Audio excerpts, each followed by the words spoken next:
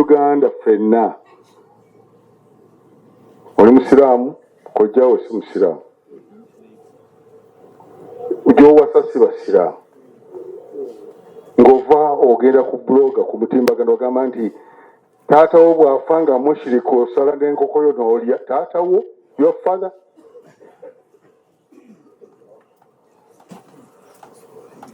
What type of person are you?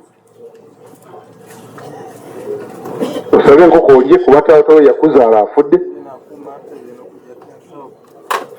ng'ate Abu Talib Nabbi sallam yamufaako nnyo okubeera nti afa nga atodde shahadu n'amukolako daawa ila lahadatihi al-akhira. He was very concerned to see that the father at least utters the shahada before his death. And then, but had he followed the fatwa of these fake sheikhs that you slaughter your hen and eat because a mushrik father has died, your father, same blood.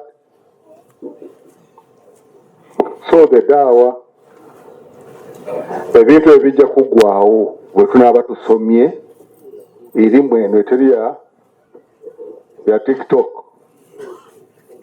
You go to the real sheikhs, you can go back to them. They are not looking for content. They are there for dawa lillah. So listen to them.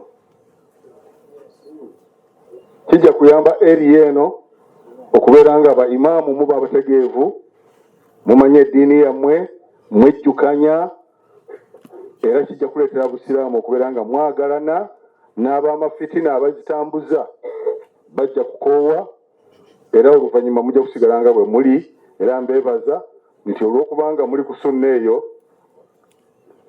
abatawaanya tebatuyingirangamu abaagala okutuleeta mu fitina tebatuyingiramu musigale bwe mutyo temukkirizanga